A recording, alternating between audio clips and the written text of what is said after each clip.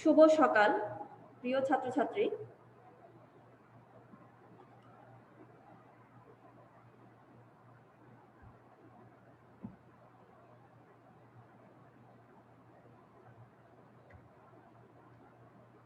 আজকে আমরা আলোচনা করব অধ্যায় 12। কত অধ্যায়? অধ্যায় 12। অধ্যায় 12 এ জীবনের জন্য রসায়ন। আমাদের জীবনে যে রসায়নটা আছে সেটা সম্পর্কে আমরা জানব। ঠিক আছে? হ্যাঁ জামিল, হ্যাঁ বলো। এখন আমরা যে অধ্যায়টা নিয়ে আলোচনা করব সেটা হলো কি? অধ্যায় 12, আমাদের জীবনে রসায়ন। আমাদের জীবনে রসায়ন। গত ক্লাসে আমরা আলোচনা করেছিলাম সাবান, টয়লেট ক্লিনার এসব সম্পর্কে আলোচনা করা হয়েছে। গত ক্লাসে ছিলে তোমরা? ম্যাম আসসালামু আলাইকুম। ওয়ালাইকুম সালাম, কেমন আছো? আলহামদুলিল্লাহ ভালো, কেমন আছেন আপনি? আলহামদুলিল্লাহ। তাহলে আমরা আমাদের ক্লাসটা শুরু করি।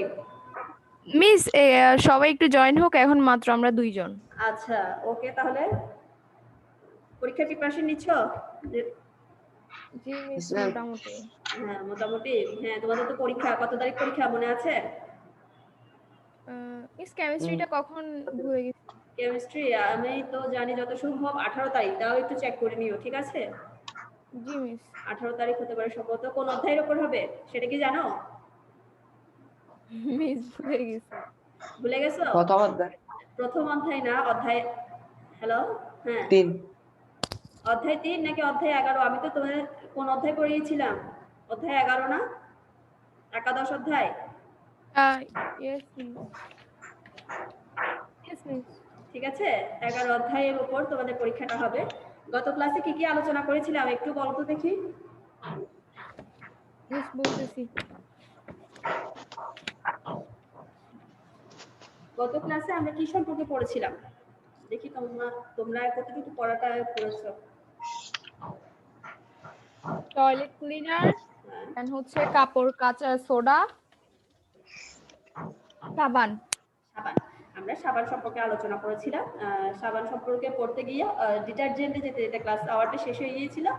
আজকে আমরা পড়ব কি সম্পর্কে? ডিটারজেন্ট।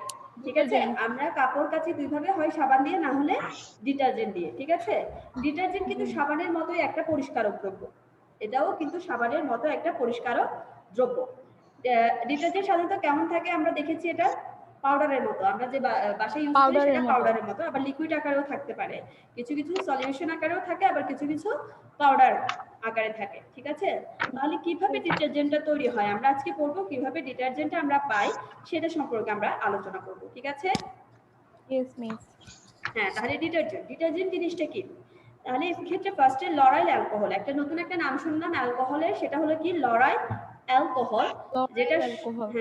যেটা সংকেত হলো C12H26O। কি বললাম? C12H26O। এই লরাইল অ্যালকোহলের সাথে সালফিউরিক অ্যাসিডের সংকেত কি? সালফিউরিক অ্যাসিড, খুব H2SO4। তাহলে সালফিউরিক অ্যাসিডের সাথে যখন আমরা লরাইল অ্যালকোহলের বিক্রিয়া করাবো তখন লরাইল হাইড্রোজেন সালফাইড উৎপন্ন হবে। কি উৎপন্ন হবে? লরাইল হাইড্রোজেন সালফেট, এবং তার সাথে উৎপন্ন হবে পানি। তার সাথে কি উৎপন্ন হবে? পানি। আর লরাইল হাইড্রোজেন সালফেটের সংকেতটা কি হবে তাহলে?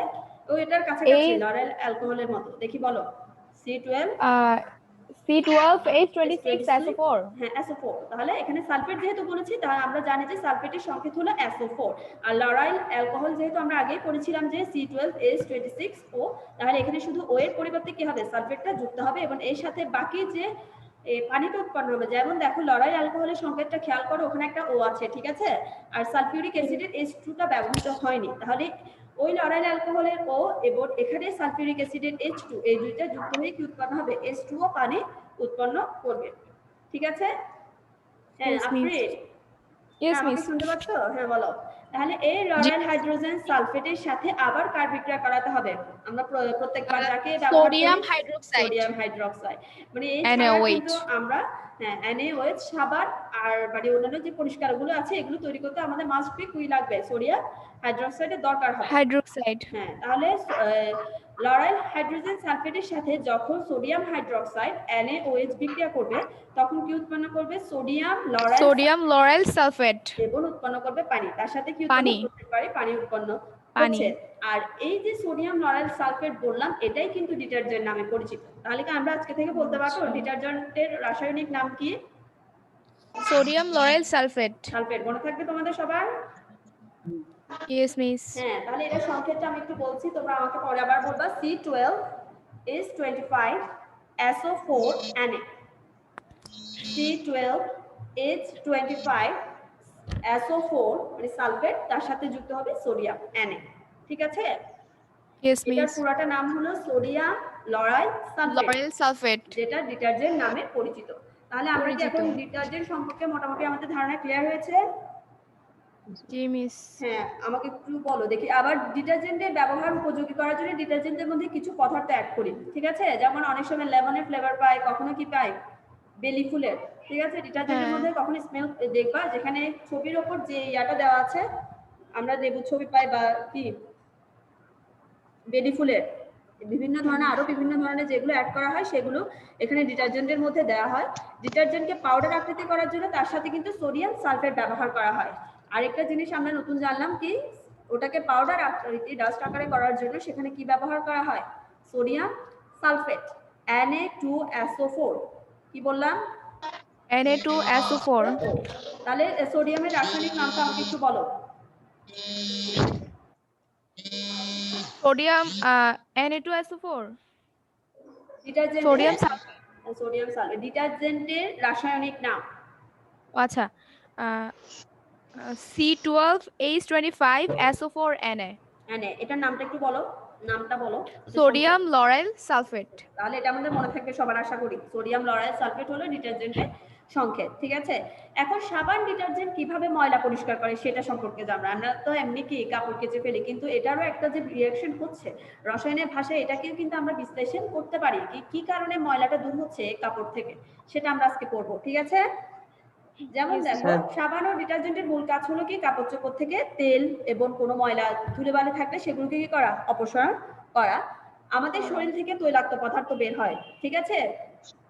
আমরা কি দেখতে পারি আমাদের ফেস বিশেষ করে কোন জায়গা থেকে, ফেসও হয় কিন্তু হাত পায়ের ওখানেও কিন্তু আমাদের শরীর থেকে তৈলাক্ত পদার্থ বের হয়, যেগুলো কোথায় লেগে থাকে, কাপড়ে। হ্যাঁ তারপর বাতাস থেকে কিছু তৈলাক্ত পদার্থ কাপড়ে লেগে যায়, আবার কিছু হয় আমাদের শরীর থেকে লেগে যায়, আর কিছু তৈলাক্ত পদার্থ বাতাস থেকে কাপড়ে লেগে যায়।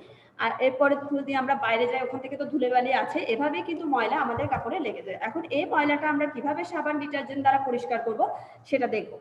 সাবানের সংক্ষেপ কি? সাবানের সংক্ষেপ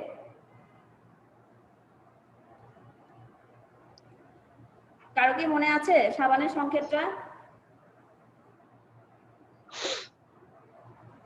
RBONCOONA মনে পড়েছে সাবানের সংকেত?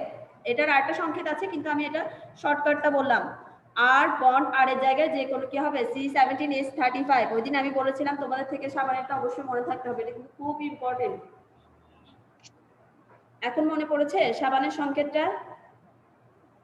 আর বন্ড COONA। এটা শোনা যাচ্ছে না। এখন শুনতে পাচ্ছো? কানেকশন একটু স্লো হচ্ছে সে কারণে হয়তো সাউন্ডটা যাচ্ছে না। এখন হ্যাঁ সাবানের সংকেত হলো কি আর বন্ড COONA, ঠিক আছে? আর ডিটারজেন্টের সংকেত বলেছিলাম একটু আগে আমরা পড়েছিলাম যে সোডিয়াম কি lauryl sulphate, sodium lauryl sulphate C12H25SO4Na। এগুলো কিন্তু দীর্ঘ শিকল, এখানে আমরা দেখতে পাচ্ছি ওদের মধ্যে অনেকগুলো কার্বন শিকল রয়েছে। এগুলো যখন পানিতে দ্রবীভূত হয় তখন ঋণাত্মক চার্জ বিশিষ্ট সাবান, মানে ঋণাত্মক বলতে এখানে আর বন্ড COOটা নেগেটিভ হবে, ঠিক আছে? এখানে ঋণাত্মক চার্জ কে আর বন্ড COO উপরে কর্নারে একটা কি হবে, ডান পাশে উপরে কর্নারে একটা মাইনাস হবে। এটাই হলো, এটা দ্বারা বুঝবো যে এটা ঋণাত্মক চার্জ বিশিষ্ট হয়েছে। আর ডিটারজেন্টের আয়ন কোনটা? ডিটারজেন্টের আয়ন হচ্ছে C12H25SO4-, ঠিক আছে? এটা হলো ডিটারজেন্টের আয়ন, ঋণাত্মক আয়ন। আর এখানে ধনাত্মক আয়ন কোনটা আর বাকি কাকে বলি নাই আমরা, দেখি বলো তো। আর কার কথা আমরা বলি নেই? একটা অংশের মধ্যে একটা অংশের কথা বলেছি নেগেটিভ, আর একটা পজিটিভ হবে। এই পজিটিভ অংশটাকে এখানে sodium ion. Sodium ion Na+, sodium ion ভাগ হয়ে যাবে যখনই পানিতে দ্রবীভূত হবে, দুইটা ধনাত্মক আর ঋণাত্মক এরা সেপারেট হয়ে যাবে।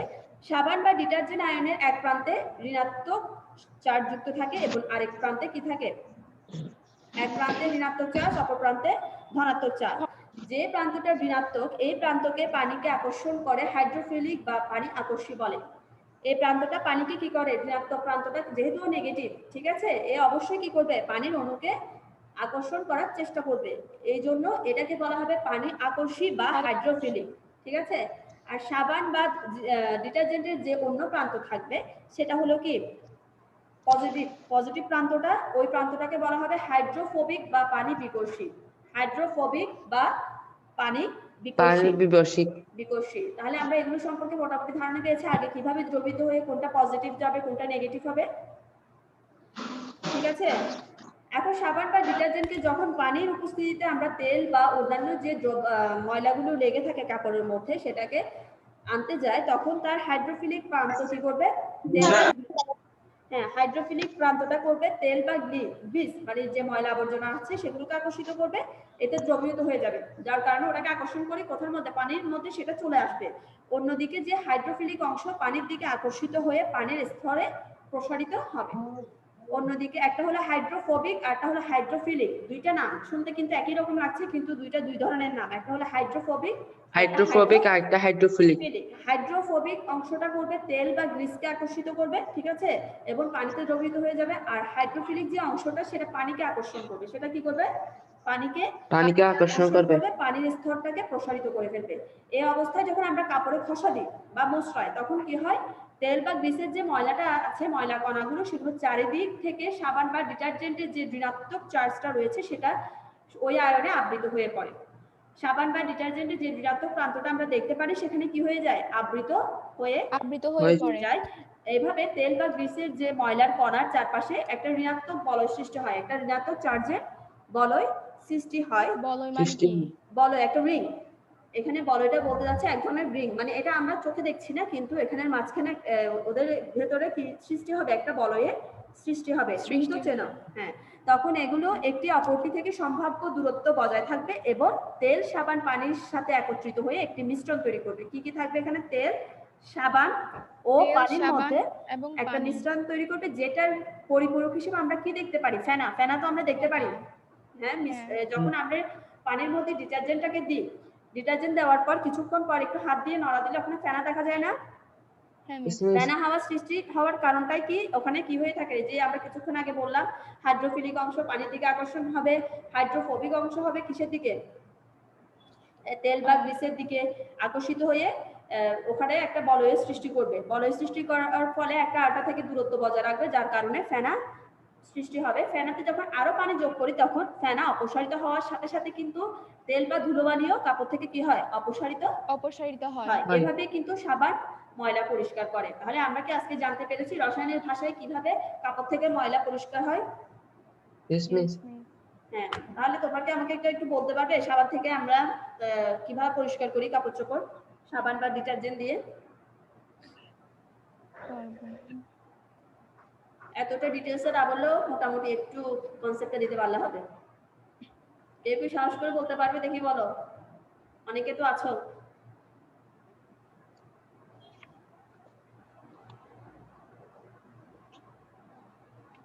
সাবানকে যখন পানির উপস্থিতিতে তেল বা গ্রিস জাতীয় ময়লাযুক্ত কাপড়ের সংস্পর্শে আনা হয় তখন হচ্ছে হাইড্রোফোবিক প্রান্ত হাইড্রোফোবিক প্রান্ত হচ্ছে তেল বা গ্রিজের দিকে আকর্ষিত হয়। তারপর অন্যদিকে হচ্ছে হাইড্রোফিলিক অংশ পানির দিকে আকর্ষিত হয় এবং পানির স্তরে প্রসারিত হয়। এরপরে যখন আমরা কাপড়কে ঘষা দিব কি হবে? তেল বা গ্রিসের ময়লার কণা চারিদিকে ছড়িয়ে পড়ে ওই যে সাবান বা ডিটারজেন্টের ঋণাত্মক প্রান্ত আছে সেটাকে আবৃত করে ফেলবে, ঠিক আছে। সেটাকে আবৃত করে ফেলবে ঋণাত্মক প্রান্তটাকে, তখন যে তেল বা গ্রিসের ময়লার কণার আকারে এখানে ঋণাত্মক চার্জের একটা বলয়ের সৃষ্টি হবে। বলয়ের সৃষ্টি হয়। হ্যাঁ, এগুলো একটা আরেকটা থেকে অনেক দূরত্ব বজায় রেখে থাকে এবং তখন একটা মিশ্রণ তৈরি হয়। আমরা যেটা রূপ হিসেবে কি রেখে, তোমাদের যদি বলা হয় ফেনাটা কি, তখন আমরা বলতে পারবো যে তেল, সাবান ও এবং পানির মধ্যে পানির একত্রিত একটি হয়ে মিশ্রণ। একটা মিশ্রণ, যেটাকে আমরা ফেনা নামে চিনি। ঠিক আছে, ফেনাতে যখন আরো পানি যোগ করা হয়, ফেনাটা কি হয়ে যায়, আস্তে আস্তে অপসারিত। আমরা যখন কাপড় ধুই, ফেনা থেকে যায়। ঠিক আছে, যতই আমরা পানি অ্যাড করতে থাকি, ফেনাটা আস্তে আস্তে সেখান থেকে অপসারিত হতে থাকে। তাহলে এভাবে আমরা সাবান দিয়ে বা ডিটারজেন্ট দিয়ে ময়লাটা পরিষ্কার করি। ঠিক আছে, তাহলে আমরা মোটামুটি বলতে পারবো এটা পরিষ্কার করার কৌশলটা, আশা করি। ঠিক আছে, হ্যাঁ। এরপরে আর কারো কোনো কোয়েশ্চেন? No miss. এটা কনফিডেন্স সহকারে বলতে হবে যে না আমরা এটা পারবোই। ঠিক আছে, না পারলে দরকার হলে আমি আবার বলবো। ওকে, তাহলে এখন আমরা একটা জিনিস সম্পর্কে পড়বো, সেটা হলো এখানে দেখো সাবান ও ডিটারজেন্টের পার্থক্য। সাবান আর ডিটারজেন্টের মধ্যে পার্থক্য কি? ঠিক আছে, সাবান হলো কি দীর্ঘ কার্বন শিকল বিশিষ্ট ফ্যাটি অ্যাসিডের সোডিয়াম বা পটাশিয়াম লবণ, যেটা আমরা গত ক্লাসে আলোচনা করেছিলাম। সাবান সম্পর্কে কি, সাবান হলো দীর্ঘ কার্বন শিকল বিশিষ্ট ফ্যাটি অ্যাসিডের সোডিয়াম বা পটাশিয়াম লবণ। এরা খর পানিতে কাজ করে। ডিটারজেন্টের চেয়ে পরিষ্কারের ক্ষমতা সাবানের একটু কম। ঠিক আছে, ডিটারজেন্টের চেয়ে পরিষ্কারের ক্ষমতা সাবানের চেয়ে একটুখানি কম। এরপর ডিটারজেন্ট কি, ডিটারজেন্ট হলো সেম, কাছাকাছি হবে, এখানে শুধু কয়েকটা জিনিস অ্যাড হবে। ডিটারজেন্ট হলো দীর্ঘ কার্বন শিকল বিশিষ্ট বেনজিন, ওখানে ছিল সোডিয়াম বা পটাশিয়াম লবণ, আর এখানে হবে বেনজিন সালফোনিক অ্যাসিডের সোডিয়াম লবণ। কি বললাম? বেনজিন সালফোনিক অ্যাসিডের সোডিয়াম লবণ। এরা খড়পানিতে ভালো কাজ করে। ডিটারজেন্ট খড়পানিতে কাজ করে না, কিন্তু সাবান খড়পানিতে কাজ করে না, কিন্তু ডিটারজেন্ট খড়পানিতে কি করে, কাজ ভালো করে। সাবানের চেয়ে পরিষ্কারের ক্ষমতা কিন্তু কার বেশি? সাবানের বেশি না ডিটারজেন্টের বেশি? ডিটারজেন্টের। হ্যাঁ, ডিটারজেন্টের। আমরা জানি যে খড়পানি মানে কি? খড়পানি মানে যেগুলোর মধ্যে আয়রনের পরিমাণটা বেশি থাকবে, মানে যারা ফেনা কম সৃষ্টি করে ওগুলোকে খড়পানি বলা হয়। যেসব কিছু কিছু পানি আছে দেখবা সেখানে কি হয়, ফেনা কম সৃষ্টি হয়, এদেরকে খড় পানি বলে, যেখানে সোডিয়াম ক্যালসিয়াম এগুলোর পরিমাণটা একটু বেশি থাকে। ঠিক আছে, এরপরে তাহলে আমরা সাবান আর ডিটারজেন্টের পার্থক্য বলতে পারবো? Yes miss. হ্যাঁ, বলো দেখি কে বলবে। সাবান হচ্ছে দীর্ঘ কার্বন শিকল বিশিষ্ট ফ্যাটি অ্যাসিডের সোডিয়াম বা পটাশিয়াম লবণ, আর ডিটারজেন্ট হচ্ছে যে দীর্ঘ কার্বন শিকল বিশিষ্ট বেনজিন সালফোনিক অ্যাসিডের সোডিয়াম লবণ। তারপর আর সাবান হচ্ছে খড়পানিতে ভালো কাজ করতে পারে না, আর এটা হচ্ছে খড়পানিতে ভালো কাজ করতে পারে ডিটারজেন্ট। আর ডিটারজেন্টের যে মানে পরিষ্কারের ক্ষমতা হচ্ছে সাবানের কম, আর ওটার হচ্ছে যে ডিটারজেন্টের বেশি। ঠিক আছে, ওকে, তাহলে আমরা সাবান আর ডিটারজেন্ট সম্পর্কে জানতে পারলাম, এটা পার্থক্যও জানলাম। এবার অতিরিক্ত মানে যে কোনো জিনিস আমাদের একটা লিমিটের মধ্যে যে কোনো জিনিস ব্যবহার করতে হয়, ওটা অতিরিক্ত হয়ে গেলে সেটা আমাদের জন্য যেমন ক্ষতিকর, সেরকম কি পরিবেশের জন্য ক্ষতিকর। যেমন সাবানের মধ্যে আমরা বারবারই বলেছি কিছু পরিমাণ থাকে, সেগুলো কি কি, ক্ষার, গ্লিসারিন, তেল, চর্বি। ঠিক আছে, অতিরিক্ত সাবান ব্যবহার করলে ক্ষার, যে সাবানের মধ্যে যে ক্ষারটা ব্যবহার করা হয় সেটা আমাদের হাতকে কি করতে পারে, ক্ষতি করতে পারে, মানে খসখসে হয়ে যাবে অনেক সময়, কি সেখানে বিভিন্ন ধরনের অ্যালার্জি জাতীয় রোগ, অ্যালার্জি সৃষ্টি হতে পারে। ঠিক আছে, অতিরিক্ত সাবান ব্যবহারের ফলে। যেমন পুকুর বা জলাশয়ের ধারে, নদীর তীরে আমরা যদি কাপড় কাচি, ওই ফেনাগুলো কোথায় যেয়ে মিশ্রিত হয়, ওই পুকুর বা জলাশয়ে মিশ্রিত হয়ে ওখানে যে পানির মধ্যে তো একটা কি থাকে, দ্রবীভূত অক্সিজেনের পরিমাণ কমিয়ে দেয়। এখন যদি অক্সিজেনের পরিমাণ কমে যায় সেখানে পানির মধ্যে, ওখানে যে জলজ প্রাণীগুলো রয়েছে বা মাছ রয়েছে সেগুলো মারা যাবে। অতিরিক্ত সাবান ব্যবহার কিসের জন্য ক্ষতিকর? পরিবেশের জন্য। পরিবেশ, বিশেষ করে পরিবেশের একটা উপাদান হলো পানি, পানির জন্য ক্ষতিকর। সেম ভাবে ডিটারজেন্টের ক্ষেত্রেও একই। ডিটারজেন্টের মধ্যে আমরা কাকে পাই? Trisodium phosphate. ট্রাই কেন হয়েছে? এখানে সোডিয়ামের সাথে একটা সোডিয়ামের 3টা পরমাণু কি হয়, যুক্ত হয়, Na3PO4। ট্রাইসোডিয়ামের ফসফেটের সংকেত হলো Na3PO4। হ্যাঁ, এগুলো থাকে। এই ট্রাইসোডিয়াম ফসফেট উদ্ভিদের বেঁচে থাকার জন্য ভালো সার হিসেবে কাজ করে। ট্রাইসোডিয়াম ফসফেট কিসের জন্য কাজ করে? উদ্ভিদের বেঁচে থাকার উদ্ভিদের ভালো বেঁচে থাকার জন্য ভালো সার সার হিসেবে। হিসেবে পুকুরে কিন্তু উদ্ভিদের পরিমাণ বেড়ে যায়, আর যদি উদ্ভিদ তার বেঁচে থাকার জন্য পানিতে দ্রবীভূত অক্সিজেন খরচ করে ফেলে তাহলে পানিতে অক্সিজেনের পরিমাণ বেড়ে যায়। এখানে একটা উদ্ভিদের উপকার হচ্ছে, কিন্তু যদি উদ্ভিদ বেড়ে যায় সেক্ষেত্রে কি হবে, অক্সিজেন বেশি প্রাণীদের- পরিমাণে লাগবে, সেখানে অক্সিজেন বেশি পরিমাণে লাগবে, কারণ উদ্ভিদের বাঁচার জন্য এটা অক্সিজেন এখানে খরচ করে, ফলে অন্যান্য যে জলজ প্রাণী আছে যেমন মাছ আছে, তাহলে মাছের অক্সিজেনের অভাব হয়ে পড়ে।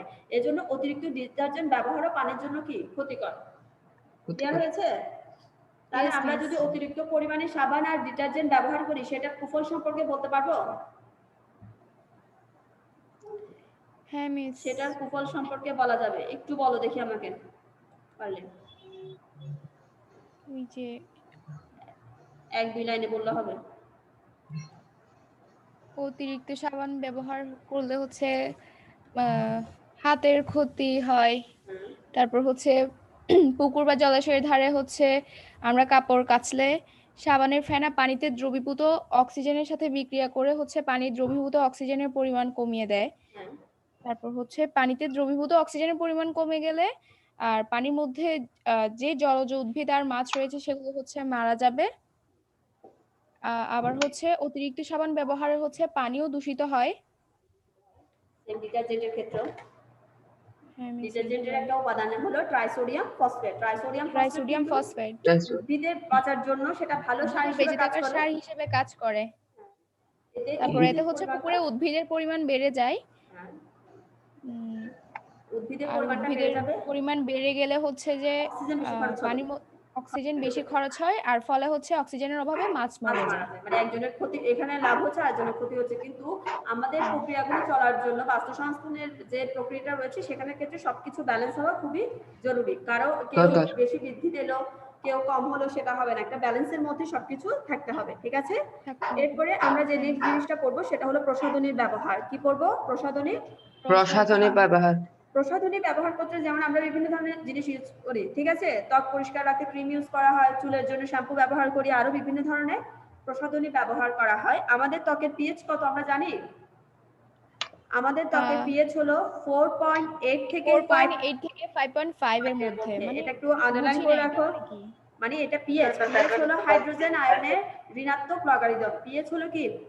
হাইড্রোজেন আয়নের ঋণাত্মক লগারিদমকে আমরা পিএইচ বলি। ঠিক আছে? এটার একটা স্কেল রয়েছে, স্কেলের মধ্যে ঠিক আছে?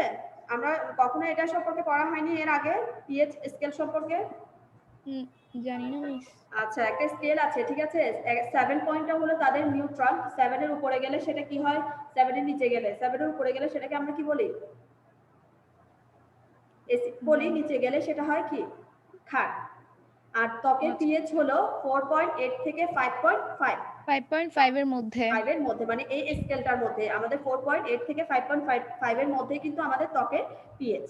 ত্বক অম্লীয় প্রকৃতি, যা এটা কি হয়, ত্বকটা হলো কি অম্লীয় প্রকৃতি, যা ত্বকের জীবাণু সংক্রমণ হতে পারে। অনেকে পিম্পলটার কারণে প্রসাধনী সামগ্রী অতিরিক্ত পরিমাণে ব্যবহার করলে বা ধুলোবালির কারণে কিন্তু ত্বকে পিম্পল হয়ে থাকে, তাহলে জীবাণুর আক্রমণ হয় বলে জিনিসটা হয়। কাজে প্রসাধনীর পিএইচ যদি 4.8 থেকে 5.5 এর বেশি হয় সেক্ষেত্রে আমাদের ত্বকের কি স্বাভাবিক যে অম্লত্ব, মানে জিনিসের যে অম্লত্বটা রয়েছে সেটা কি হতে পারে, বিঘ্নিত হতে পারে, যার কারণে ত্বকের সৌন্দর্য নষ্ট হয়ে যেতে পারে, জীবাণু থেকে আক্রান্ত হওয়ার আশঙ্কাটাও বেড়ে যায়। তাই প্রসাধনীর ক্ষেত্রে মানে ত্বকের পিএইচ এর সামঞ্জস্য রেখে এমন আমাদের এরকম সামগ্রী ব্যবহার করতে হবে। তাহলে ঠিক আছে, কখনো কি পিএইচ লেখা থাকলে কোনো প্রোডাক্টের গায়ে আমরা কি বুঝতে পারবো জিনিসটা কি জন্য লিখেছে? মিস লেখা থাকে? লেখা তেমন থাকে না, যদি কখনো লেখা থাকে সেক্ষেত্রে বললাম,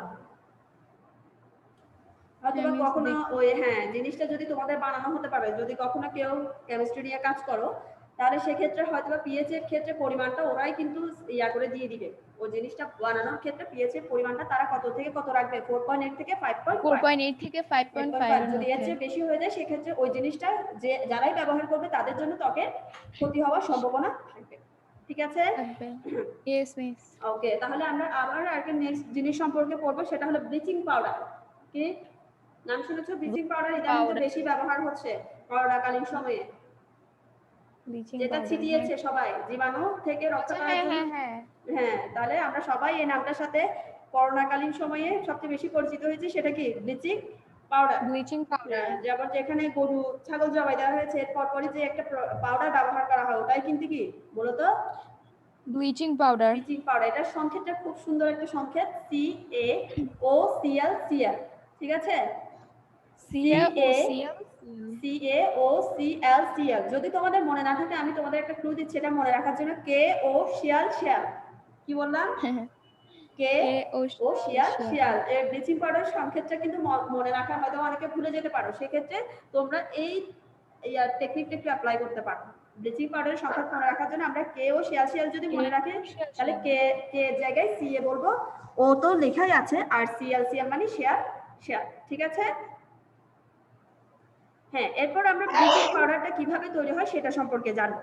ব্লিচিং পাউডারের রাসায়নিক নাম হলো ক্যালসিয়াম ক্লোরোহাইপোক্লোরাইড। কি বললাম? ক্যালসিয়াম ক্লোরোহাইপোক্লোরাইড। বল পেনের কালি বা অন্য যে রং যেমন সাবান ডিটারজেন্ট দিয়ে তোলা যায় না, সেগুলোকে কাপড় থেকে ওঠানোর জন্য বা বর্ণহীন করার জন্য সেক্ষেত্রে ব্লিচিং পাউডার ব্যবহার করা হয়। আমরা একটা টিপস দিলাম কি যে অনেক সময় আমাদের এখানে কলমে কালি বের হলে কাপড়ে চোপড়ে লেগে যায়, ঠিক আছে? সেক্ষেত্রে তো সাবান ডিটারজেন্ট দিয়ে এটা তোলা সম্ভব না। এটাকে যদি আমরা তুলতে চাই আমরা সেখানে কি ব্যবহার করব? ব্লিচিং পাউডার ব্যবহার করতে পারি। আজকে থেকে মনে থাকবে জিনিসটা। এছাড়াও যদি আমরা কমোড, বেসিন ইত্যাদিকে জীবাণু ধ্বংস করতে যাই, ওখানে তো মানে অসংখ্য জীবাণু রয়েছে, ঠিক আছে? কমোড বেসিনের মধ্যে ওই জীবাণুগুলো ধ্বংস করতে আমরা ব্লিচিং পাউডারটা ব্যবহার করতে পারি।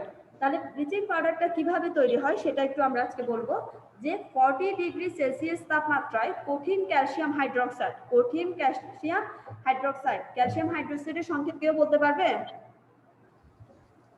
Calcium hydroxide CaOH। হ্যাঁ, OH2 হোল 2 CaOH2। ঠিক আছে? ক্যালসিয়াম হাইড্রোক্সাইডের সাথে যখন ক্লোরিন গ্যাস চালনা করা হবে, এখানে উত্তাপ দিতে হবে। উত্তাপ বলতে কত ডিগ্রি সেলসিয়াসের তাপমাত্রায় রাখতে হবে? 40 ডিগ্রি সেলসিয়াস তাপমাত্রায় যখন ক্যালসিয়াম হাইড্রোক্সাইডের মধ্যে আমরা ক্লোরিন গ্যাস চালনা করব, তখন সেখানে bleaching powder calcium OCl calcium chlorohypochlorite ঠিক আছে, এটা উৎপন্ন হবে। তার সাথে পানিও উৎপন্ন হবে। তার সাথে কি উৎপন্ন হবে? পানিও উৎপন্ন হবে, ঠিক আছে? আমরা কিন্তু ওটা টেকনিকটা মনে রাখার জন্য এমসিকিউ টেকনিক মনে রাখার জন্য একটা কথা বলেছিলাম। আর যদি আমাদের রাসায়নিক নামটা মনে রাখতে হয়, ব্লিচিং পাউডারের রাসায়নিক নাম কি? ক্যালসিয়াম ক্লোরোহাইপোক্লোরাইড। হ্যাঁ, তখন আবার কোনো টিচারকে বলতে গেলে এটা বলবো না, তখন বলতে হবে তোমাদের কি calcium chlorohypochlorite. Yes miss. Okay, তাহলে এরপরে যে আমরা বললাম কি ব্লিচিং পাউডার দ্বারা কাপড়ের রঙিন দাগ কিভাবে উঠানো হয়, কাপড়ের যে রঙিন দাগটা হয় সেটা কিভাবে উঠবে সেটা একটু জানবো, ঠিক আছে? আমরা ব্লিচিং পাউডার দিয়ে কিন্তু কাপড়ের রঙিন দাগটাকে কি করতে পারি? বর্ণহীন করতে পারি। যেহেতু এটা একটা রঙিন জিনিসকে বর্ণহীন করছে, তাই এটাকে আমরা কি বলবো? বিরঞ্জক। কি বলবো? বিরঞ্জক। তাহলে বিরঞ্জক কাকে বলে? যে জিনিস কোন একটা রঙিন পদার্থকে বর্ণহীন করে তাকে আমরা কি বলবো? বিরঞ্জক বলি, ঠিক আছে? কাপড়ের দাগ, ব্লিচিং পাউডার উভয়ই কিন্তু রাসায়নিক পদার্থ। কাপড়ের দাগ বলতে সেখানে কি কলমের কালি হলে সেখানে অবশ্যই কি কালিটা একটা রাসায়নিক পদার্থের মধ্যে পড়ছে, আর ব্লিচিং পাউডার উভয়ই রাসায়নিক পদার্থ। ব্লিচিং পাউডারকে যখন কোন একটা কাপড়ের দাগের উপর রাখা হবে, ওখানে একটু পানিও দিতে হবে। শুধু ব্লিচিং পাউডার দিলে হবে না, পানি যোগ করতে হবে। ব্লিচিং পাউডার প্রথমে কার সাথে বিক্রিয়া করবে? ফার্স্ট বিক্রিয়া করবে সে পানির সাথে। ক্যালসিয়াম ক্লোরাইড পানির সাথে বিক্রিয়া করার সাথে সাথে সেখানে দুইটা জিনিস উৎপন্ন করবে। একটা হলো ক্যালসিয়াম ক্লোরাইড CaCl2 আর হাইপোক্লোরিক অ্যাসিডের সংকেতটা একটু আন্ডারলাইন করে রাখো তো, সামনে যদি বই থাকে। হাইপোক্লোরিক আর হাইপোক্লোরাস কি সেম? না, হাইপোক্লোরাস। এটা হাইপোক্লোরিক হবে না, হাইপোক্লোরাস, ঠিক আছে? ও হাইপোক্লোরিক হলে সেটা আরেকটা জিনিস বোঝাবে, এটা হয়ে যাবে, ঠিক আছে? তাহলে এখানে সংকেতের একটু এদিক ওদিক হবে। হাইপোক্লোরাস অ্যাসিড HOCl কি বললাম? তৈরি করবে। হ্যাঁ, তাহলে ব্লিচিং পাউডার পানির সাথে বিক্রিয়া করে ক্যালসিয়াম ক্লোরাইড আর হাইপোক্লোরাস অ্যাসিড উৎপন্ন করবে। আবার দেখো যে হাইপোক্লোরাস অ্যাসিড উৎপন্ন হচ্ছে সেটা ভেঙে যাবে। সেটা কি হবে? ভেঙে যাবে। ভেঙে যাওয়ার ফলে কি উৎপন্ন হবে? HCl কি? এটা নামটা কি আমরা জানি? HCl এর নামটা HOCl। না, HCl হচ্ছে যে হাইড্রোক্লোরিক অ্যাসিডকে বলা হয় HCl, ঠিক আছে? তাহলে হাইপোক্লোরাস অ্যাসিড ভেঙে HCl হাইড্রোক্লোরিক অ্যাসিড এবং জায়মান অক্সিজেন, কারণ এটা জারিত হয়েছে। এক্ষেত্রে তোমাদের প্রশ্ন হতে পারে জায়মান অক্সিজেনটা কি। এক্ষেত্রে হাইপোক্লোরাস অ্যাসিডে জারিত হয়ে কিন্তু কি হয়েছে, অক্সিজেন, জায়মান অক্সিজেন তৈরি হয়েছে। রঙিন পদার্থের সাথে কিন্তু এই জায়মান অক্সিজেনটা বিক্রিয়া করে রঙিন পদার্থকে বর্ণহীন করছে। রঙিন পদার্থকে বর্ণহীন করার কাজটা কে করছে, জায়মান অক্সিজেন। তাহলে এখানে জায়মান অক্সিজেনটা আমরা কোথা থেকে পাচ্ছি, হাইপোক্লোরাস অ্যাসিড থেকে জায়মান অক্সিজেনটা পাচ্ছি। এই জায়মান অক্সিজেনটা রঙিন পদার্থকে বর্ণহীন করছে। ঠিক আছে, ইয়েস মিস। তাহলে ব্লিচিং পাউডারের দ্বারা কাপড়ের দাগ কিভাবে উঠানো যাবে সেটার কৌশলকে আমরা জেনেছি। হ্যাঁ, তারপরে আরেকটা জিনিস টপিক, এটা লাস্ট টপিক, সেটা হলো ব্লিচিং পাউডার দ্বারা জীবাণু ধ্বংস কিভাবে করব। এখানে আমাদের ঘরের মেঝে, কমোড, বেসিন প্রভৃতি অসংখ্য জীবাণু থাকে, যেগুলো ধ্বংসের জন্য আমরা ব্লিচিং পাউডারটা ব্যবহার করি। ব্লিচিং পাউডারকে যখন এখানে রাখা হয়, মানে যে এখানে কমোড বলো, বেসিন বলো বা মেঝে বলো, তখন যোগ করা হয়, পানির সাথে যোগ করা হবে। তাহলে ব্লিচিং পাউডার প্রথমে পানির সাথে বিক্রিয়া করবে, এরপরে ক্যালসিয়াম ক্লোরাইড ও হাইপোক্লোরাস অ্যাসিড তৈরি করবে। হাইড্রোক্লোরিক অ্যাসিড ভেঙে গিয়ে জায়মান অক্সিজেন তৈরি করবে, যা জীবাণু ধ্বংস করবে। এখানে জায়মান অক্সিজেনের কাজ মূলত কার কাজ, জায়মান অক্সিজেনই কিন্তু যেমন কাপড় থেকে ময়লাটা দূর করছে, আবার জায়মান অক্সিজেনটা জীবাণু ধ্বংস করছে। তাহলে এর ভূমিকা অসম্ভব। তারপরে জায়মান অক্সিজেন তৈরি করে জীবাণুটাকে ধ্বংস করছে। আমরা বিক্রিয়াটা যখন লিখবো এভাবে লিখবো যে HOCl অ্যারো ভেঙে গিয়ে HCl আর জায়মান অক্সিজেন। মনে রাখবে যে জায়মান অক্সিজেন শুধু ও লিখে দিলে হবে না, সেখানে তৃতীয় বন্ধনী দিতে হবে। জায়মান অক্সিজেনকে প্রকাশ করবো আমরা কি দ্বারা, তৃতীয় বন্ধনী দ্বারা, খেয়াল থাকবে। Yes miss. এই জীবাণু এই জায়মান অক্সিজেন থার্ড ব্র্যাকেটে যে অক্সিজেনটা রয়েছে জায়মান অক্সিজেন, সেটাকে ধ্বংস করবে এবং জীবাণুটা মারা যাবে। জীবাণুটা কি হয়ে যাবে, মারা যাবে। তাহলে কি আমরা বুঝতে পেরেছি ব্লিচিং পাউডার দ্বারা কিভাবে জীবাণু ধ্বংস হবে। Yes miss. তাহলে আমাদের এই সম্পর্কে আর কোনো, আমাদের পুরো পার্টটা আমরা বুঝতে পেরেছি সকলে, আশা করি। জি মিস। হ্যাঁ, তাহলে ব্লিচিং পাউডারের ইয়াগুলো আমাকে একটু বলো। ব্লিচিং পাউডার কিভাবে তৈরি হয়, এক একজন এক একটা টপিক বলবা। ও আচ্ছা আচ্ছা। হ্যাঁ, ব্লিচিং পাউডার কিভাবে পাবো, যে পারবে সে বলো। 40 ডিগ্রি সেলসিয়াস তাপমাত্রায় কঠিন ক্যালসিয়াম হাইড্রোক্সাইডের মধ্যে ক্লোরিন গ্যাস চালনা করলে হচ্ছে ব্লিচিং পাউডার অর্থাৎ CaOCl উৎপন্ন হয়। হ্যাঁ, এর সাথে কি উৎপন্ন হবে, পানীয় পানি উৎপন্ন হবে। হ্যাঁ, ওটা যখন তোমরা বিক্রিয়াটা লিখবে অবশ্যই শুধু ওই ক্যালসিয়াম হাইপোক্লোরাইডটা লিখে দিলে হবে না, ক্যালসিয়াম ক্লোরোহাইপোক্লোরাইড লিখলে হবে না, সঙ্গে H2O-টাও অ্যাড করতে হবে। ঠিক আছে, এরপরে ব্লিচিং পাউডার দ্বারা কাপড়ের দাগ কিভাবে তুলবো, দেখে আরেকজন বলো। ছেলেদের কোনো রেসপন্স নাই কেন। ব্লিচিং পাউডার দ্বারা কাপড়ের রঙিন দাগ উঠানোর কৌশল আমাকে কি শুনতে পাচ্ছ তোমরা? একটা কোয়েশ্চেন করেছি, দেখি বলো কে পারবে বলো। ওরা চুপ হয়ে গেছে। ব্লিচিং পাউডার দ্বারা কাপড়ের দাগ কিভাবে উঠানো যাবে, সবাই মিস মিউট করা। হ্যাঁ সবাই মিউট করো। আচ্ছা তুমি বলো, ওরা শুনো, যেহেতু ওরা বলতেছে না, ওরা শোনার কাজটা করো। বলো, ব্লিচিং পাউডার দ্বারা আমরা কিভাবে কাপড়ের দাগটা তুলবো। ব্লিচিং পাউডারকে যখন হচ্ছে কোনো কাপড়ের দাগের উপর রেখে প্রথমে পানি যোগ করা হয়, তখন হচ্ছে ব্লিচিং পাউডার কি বলে পানির সাথে বিক্রিয়া করে ক্যালসিয়াম ক্লোরাইড অর্থাৎ CaCl2 এবং হাইপোক্লোরাস অ্যাসিড HOCl তৈরি হয়। হ্যাঁ, তৈরি করবে। তারপর HOCl ভেঙে গিয়ে হচ্ছে HCl ও জাইমান অক্সিজেন তৈরি করে। আর এই জাইমান অক্সিজেন হচ্ছে পদার্থের সাথে বিক্রিয়া করে রঙিন পদার্থকে বর্ণহীন করে। তাহলে আমরা লিখতে পারবো, যখন এটাকে রিঅ্যাকশন আকারে লিখতে যাব কি লিখবো, ফার্স্টে রঙিন পদার্থ যোগ জায়মান অক্সিজেন। আমরা বলেছি জায়মান অক্সিজেনকে তৃতীয় বন্ধনী দ্বারা প্রকাশ করা হবে। ঠিক আছে, তারপরে অ্যারো চিহ্ন দিয়ে লিখবো কি, বর্ণহীন পদার্থ। তাহলে আমাদের এই জিনিসগুলো ক্লিয়ার হয়েছে আশা করি।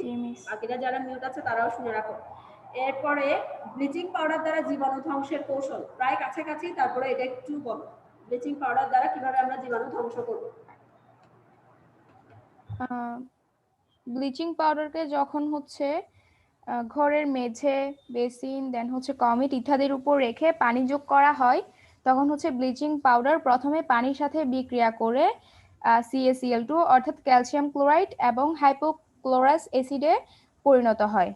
দেন হচ্ছে হাইপোক্লোরাস অ্যাসিড ভেঙে গিয়ে জাইমান অক্সিজেন তৈরি করে, যা হচ্ছে জীবাণুকে ধ্বংস করে। সেভাবে আমরা জীবাণু প্লাস জার্মান অক্সিজেন বিক্রিয়া করে কি লিখবো? মৃত মৃত জীবাণু। জীবাণু। ঠিক আছে, আমরা তাহলে এই জিনিসগুলো জানতে পেরেছি। ঠিক আছে, এরপর প্রসাধনী ব্যবহারের ক্ষেত্রে পিএইচটা কত হতে হবে? 4.8 থেকে 5.5 এর মধ্যে। 5.5 আমাদের, কারণ আমাদের ত্বকের পিএইচটাই হলো কত? 4.8 থেকে 5.5 5.5 এর মধ্যে। এর মধ্যে। এর মধ্যে এর থেকে বেশি হয়ে গেলে সেক্ষেত্রে আমাদের ত্বকে স্বাভাবিক অম্লত্ব কমে যাবে, দেন হচ্ছে ত্বকের সৌন্দর্য নষ্ট হবে, তারপর জীবাণু থেকে আক্রান্ত হওয়ার আশঙ্কা বেড়ে যাবে। এইগুলো তাহলে প্রসাধনী ব্যবহার করতে আমরা এই জিনিসগুলোই পাবো। ঠিক আছে, এরপরে আবার একটু আগের পড়াগুলোতে একটু ফিরে যাই। সাবান, ডিটারজেন্ট। সাবান ডিটারজেন্টের পার্থক্যটা একটু বলো। পার্থক্যটা মিস হ্যাঁ, পার্থক্য আগে বলছিলাম। তুমি বলছো? সাবান হচ্ছে, হ্যাঁ মিস আমি বলছিলাম তখন। হ্যাঁ, আচ্ছা তুমি বলো তাহলে। তোমার এমনি সাবানের সংকেতটা বলো।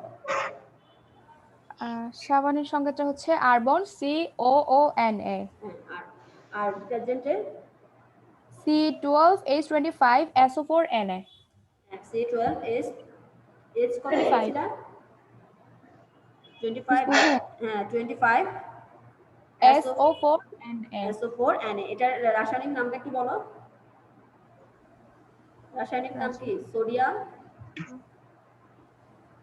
Sodium lauryl sulphate. মনে পড়েছে? আচ্ছা আচ্ছা, সোডিয়াম, হ্যাঁ হ্যাঁ, সোডিয়াম লরাইল সালফেট। এটা হলো তুমি যে বলেছিলে C12H25SO4Na, এটা হলো সংকেত। আর যদি তোমাদেরকে রাসায়নিক নাম বলতে বলে তখন বলবা কি? Sodium lauryl sulphate.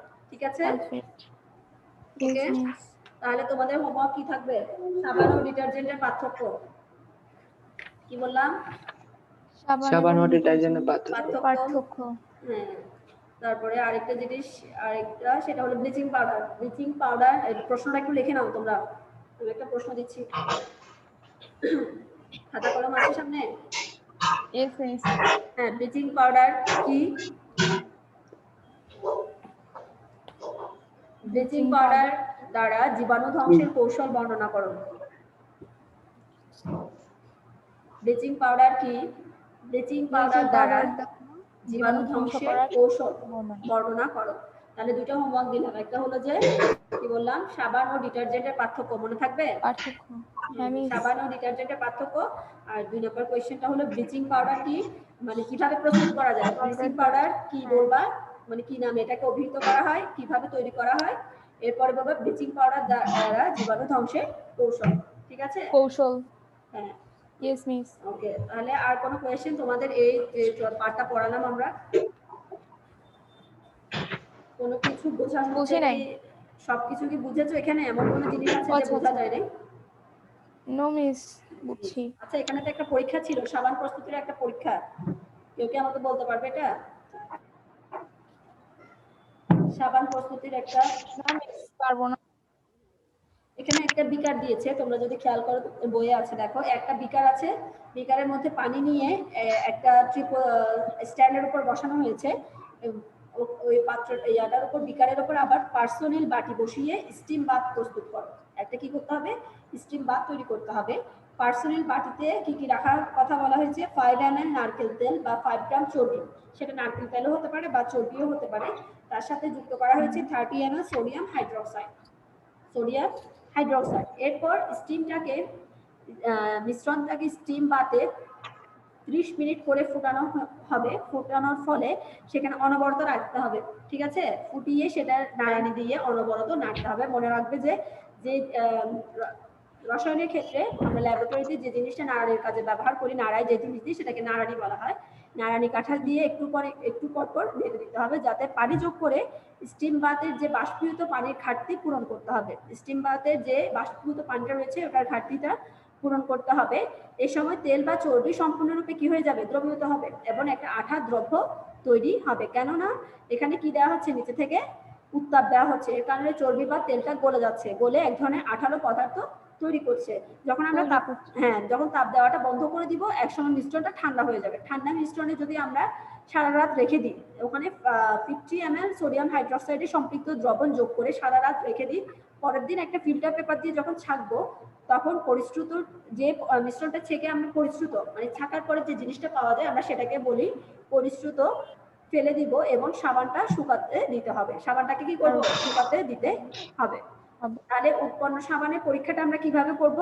যখন একটা টেস্ট টিউবে 3 ভাগের 1 ভাগ পানি নিব, একটা টেস্ট টিউবের মধ্যে কি করব?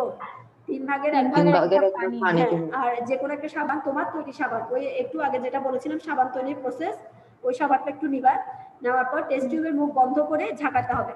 লক্ষ্য করলে দেখা যাবে ফেনা উৎপন্ন হয়েছে কিনা সেটা আমাদেরকে খেয়াল করতে হবে।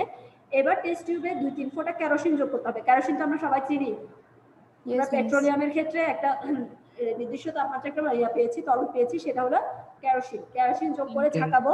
কেরোসিনকে গ্রিস ধরে নিয়ে ফলাফল ব্যাখ্যা করো। এক্ষেত্রে আমরা কেরোসিনকে কি হিসেবে, তেল বা গ্রিসের কথা বলেছিলাম সাবান উৎপন্ন করার সময়, ডিটারজেন্টের সময়, ওই গ্রিসটা নিয়ে ফলাফলটা ব্যাখ্যা করব। আর সাবানের পিএইচটা নির্ণয় করতে হবে।